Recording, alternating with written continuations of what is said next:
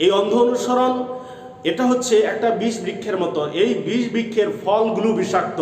এই বিষ বৃক্ষের ফলগুলো কোনগুলো জানেন?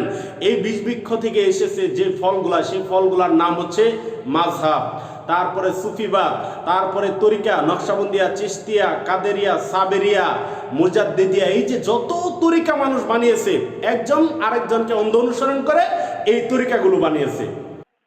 আসসালামু আলাইকুম। ওয়ালাইকুম আসসালাম রহমতুল্লাহ। শায়েখ আব্দুল্লাহ সালাফি বলছেন? জি। জি শায়েখ, একটা বিষয়ে ফোন দিয়েছিলাম। সেটি হলো, আপনি একটি বক্তব্যের মধ্যে বলেছেন মাযহাব হলো বীজ বৃক্ষ। আসলে কিভাবে, আপনি কোন দৃষ্টিতে, কোন দৃষ্টিকোণ থেকে বললেন বীজ বৃক্ষ? হ্যাঁ। একটি বক্তব্যে আপনি বলেছেন মাযহাব হলো বীজ বৃক্ষ। জি। এটা কোন দৃষ্টিকোণ থেকে বললেন? এটা আপনি একটু চিন্তা করে দেখেন কোন দৃষ্টিতে বলছি। তারপরে তো আলোচনা আছেই। মাযহাব বিপরীত কেন বললাম, কোন কারণে বলছি দেখেন, আলোচনা পুরোটা শুনেন তারপরে বুঝতে পারবেন। হ্যাঁ, আমি সম্পূর্ণ শুনেছি, কিন্তু আপনার ওই বক্তব্যটার কোনো আগাগোড়া নেই। হঠাৎ আপনি দেখেন, ভূমিকা বলেছেন। আপনি শুনেন, আপনি পুরাটা শুনেন তারপরে। হ্যাঁ হজরত, আমি পরিপূর্ণই শুনেছি। হ্যাঁ, আপনি কি পুরোটা শুনে। মাযহাবকে অস্বীকার করতে পারবেন? হ্যাঁ, আপনি কি মাযহাবকে অস্বীকার আমি করতে তো পারবেন? মাযহাবকে অস্বীকার করি না, কিন্তু মাযহাবের নামে যে রাসূলকে রাসূল সাল্লাল্লাহু সুন্নাহকে ব্যঙ্গ করা, তারপরে তরিকা আবিষ্কার করা, আমি এগুলোকে অস্বীকার করি। মাযহাব আপনি মানেন, যদি আপনি কোরআন হাদিস মানেন, তো আপনি কোরআন হাদিস অনুযায়ী আপনি মাযহাব মানলে সমস্যা নেই। কিন্তু আপনি যে মাযহাব মানতেছেন, সেই মাযহাবে আছে পীর পূজারি, মাজার পূজারি, ঘন্টামি। এ আপনি শায়েখ এগুলো বুঝতে শুনেন, পারেন না। শায়েখ, সব পীরেরাই, সব পীর বন্ধ পূজারীর পীরেরাই দাবি পীর করে যে পূজারীর মাযহাব, বিরুদ্ধে, সব মাযহাবী পীর বলে। পূজারীর বিরুদ্ধে আমাদের যত লেখা কিতাব আছে, বা আমাদের যত হক্কানি উলামা কেরাম যে কিতাবাদি লিখেছেন, তা হুম। আপনাদের আসলে সালাফি উলামা কেরাম বা আহলে হাদিস যাদেরকেই বলেন, এই সংখ্যা পরিমাণ কিন্তু বাংলাদেশে নাই। যত আমরা কোনো যত কিতাব পীরকেই আমাদের আমরা লেখা কোনো আছে। পীরকেই ইয়া করি না, বুঝছেন? আহ, মানে জি। মাযহাব থেকে এগুলো সব আসে, আপনারা সব তো, আমি মাযহাবী। দেখি তো আমাদের থেকে আপনারা মাযহাব আরো বেশি মানেন। মানে আপনারা সব মাযহাবী থেকে, সব মাযহাবী কপাল থেকে। পোড়া কপাল পোড়া মুজাফফরের তাকলিদ আপনারা করতেছেন। কিভাবে? নাসিরউদ্দিন আলবানির কিভাবে তাকলিদ আপনারা কিভাবে? করতেছেন। আব্দুর কিভাবে রাজ্জাক দেখান বিন তো? ইউসুফ একটা মিথ্যুক, তার তাকলিদ আপনারা করতেছেন। হ্যাঁ, কিভাবে করতেছেন না? আপনি এটা বললেন, বলেন তো দেখি। আচ্ছা আচ্ছা, সেটা কিভাবে হলো, বললেন যে তাকলিদ করলাম? হ্যাঁ সেটা হলো, কিভাবে তাকলিদ করলাম? তার লিখিত যে জালিয়াতির যে কিতাব, জাল ও হাদিসের জালে। কবলে রাসূলের হ্যাঁ, যে সালাত, এটা আপনারা, আপনাদের লোকজন এই কিতাব পড়েই বর্তমান ফতোয়া দেওয়া শুরু করেছে। হ্যাঁ, ঠিক আছে? কিন্তু আপনি হ্যাঁ। যে বলেছেন যে মাযহাব একটা বিষ বৃক্ষ, যদি এটা আসলে বিষ বৃক্ষ হয় তাহলে আগে আপনাদেরটা হবে, কারণ আপনাদের জন্ম তো অনেক না, পরে। না। হ্যাঁ। আপনারা তো ইমাম আবু কুরআনে হানিফার আগে, সালাসার মধ্যে হ্যাঁ। নেই। ইমাম আবু হানিফ তো রাসূলুল্লাহ সাল্লাল্লাহু আলাইহি ওয়াসাল্লামের আগে কি ইমাম আবু হানিফার জন্ম? তাহলে আপনি বলেন। বলেন রাসূলের আগে কি ইমাম বুখারীর শুনেন জন্ম? কি ইমাম রাসূলের বুখারী, হ্যাঁ? রাসূলের আগে কি ইমাম বুখারীর জন্ম? ইমাম আবু হানিফা রাহিমাহুল্লাহ যদি হাদিসের কিতাব লিখতেন ইমাম বুখারীর আমি জায়গায়, তাহলে এটা আমরা ইমাম বলতে আবু পারি যে হানিফাকে ইমাম মানতাম। বুখারীর আগে ইমাম আবু হানিফার জন্ম ৮০ হিজরিতে হ্যাঁ, তিনি জন্মগ্রহণ হোক করেছেন। তাই কি, ইমাম হোক তাই কি, আবু হোক হানিফা। তাই কি হয়েছে, তাই কি হয়েছে?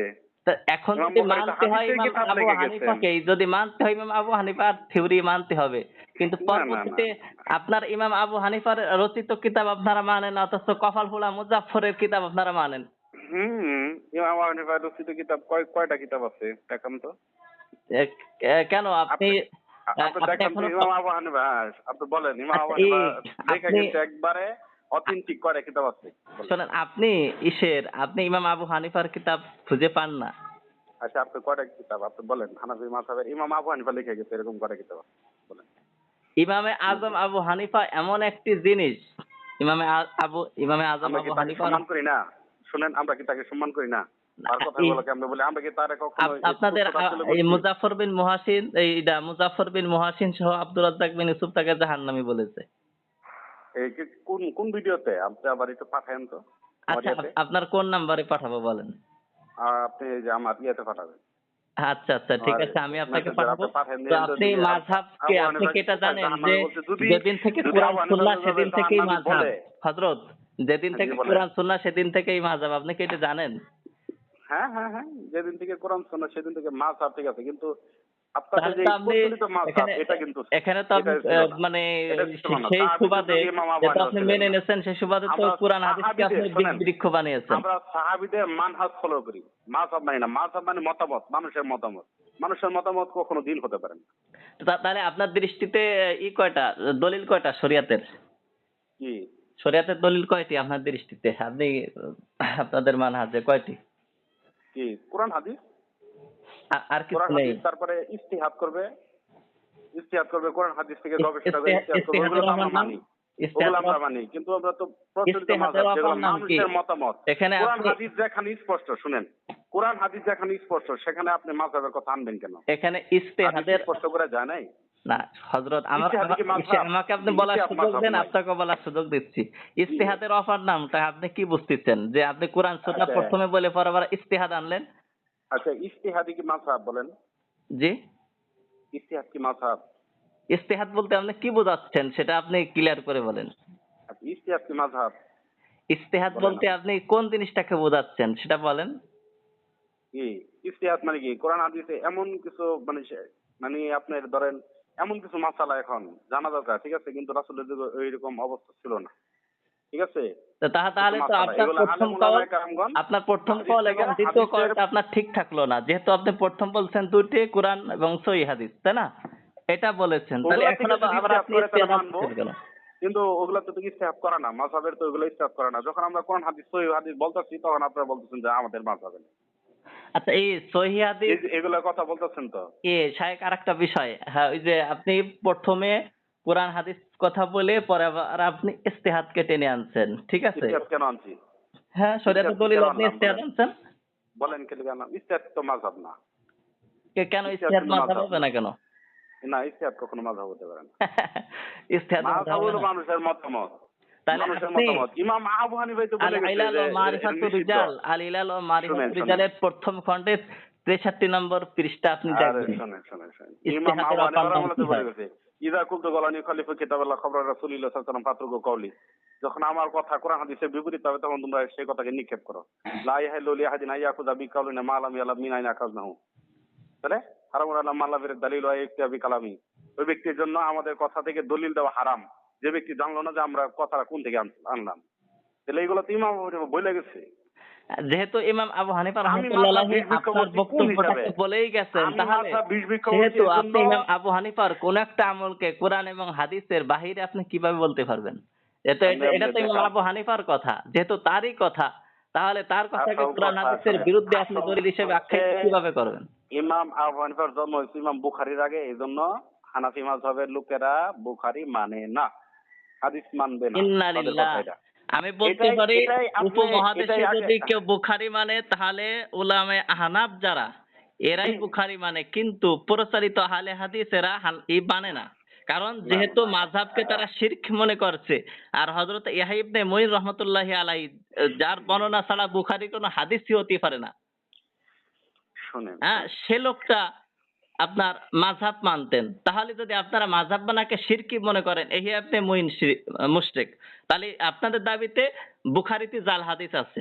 সুতরাং এটাও না, ইমাম বুখারী রহমতুল্লাহ আলাইহি তিনিও মাযহাব মানতেন। জি, জি, সুতরাং ইমাম আপনাদের বুখারী বক্তব্য অনুযায়ী ইমাম বুখারীও তো মুশরিক। সুতরাং ইমাম জ- বুখারীর কিতাব দিয়ে আপনারা দলিল দিয়াইছই হবে না।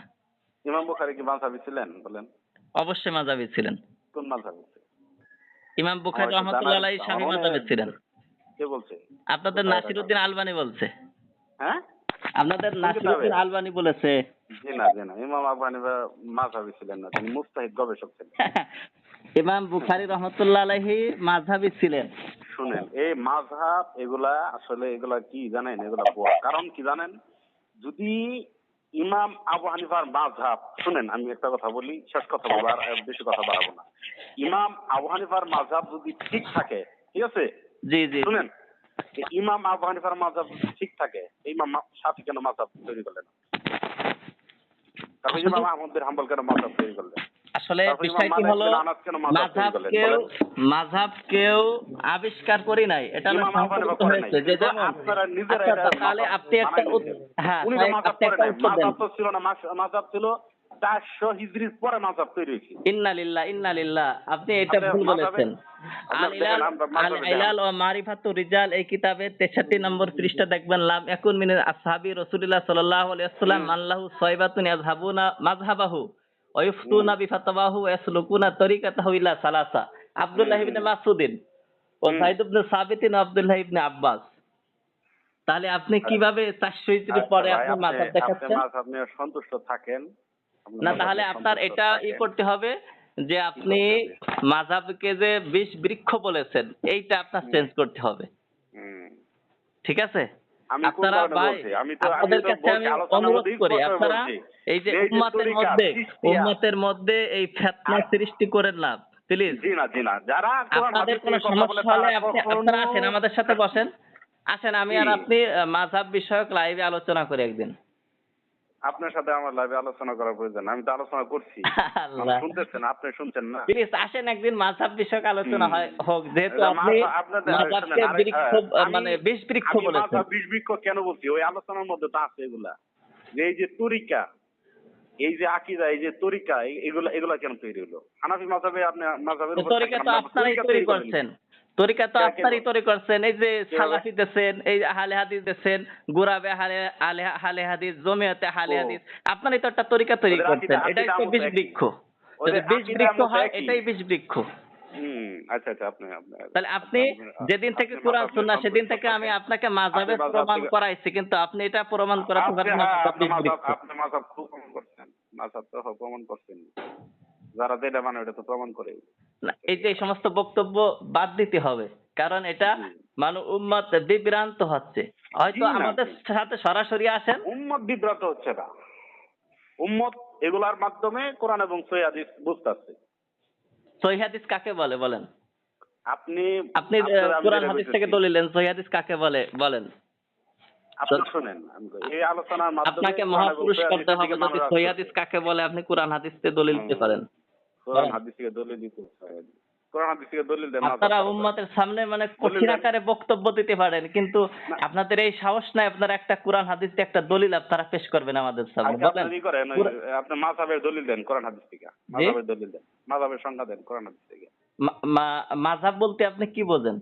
হ্যাঁ, মাযহাব বলতে আপনি কোরআন হাদিস এই যে থেকে দলিল দেন। আমি তাহলে আপনাকে আমার বুঝাই দেন। আমি আপনাকে দলিল দিলাম আল ইলাল ও মারিফাতুর রিজালের 63 নম্বর পৃষ্ঠায়। ওটা কি হাদিসের কিতাব?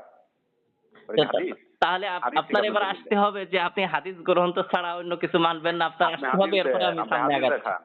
না, আসল আপনি কথা হলো বলেন আপনারা যে ইমাম যে বুখারী আপনি মানবেন না, হাদিস কারণ ইমাম বুখারী আপনি হলো- হাদিস গ্রন্থ ছাড়া অন্য কোনো বিষয় মানেন না, আগে আপনার এটা আসতে হবে, এরপরে আমি আপনাকে মাযহাব দেখাচ্ছি কোরআন হাদিস থেকে। আচ্ছা, আপনি আমার কোরআন হাদিস থেকে মাযহাব দেখান। আপনার আগে এই উসুলির পরে আসতে হবে যে আপনি কোরআন হ্যাঁ। এবং হাদিস মানে সহিহ হাদিস ছাড়া অন্য কিছু মানেন না, এই উসুলির আচ্ছা, পরে আগে আপনার আসতে হবে। আচ্ছা, আপনি আগে মাযহাবের দলিল দেখাইন, তারপর অবশ্য আমি আপনাকে মাযহাবের দলিল একবার দেখাইছি, আপনাকে আবার পুনরায় অন্য আবার হাদিসটা দেখাবো। আপনাকে দেখাবো মুয়াজ বিন জাবালের আচ্ছা, হাদিস দিয়ে।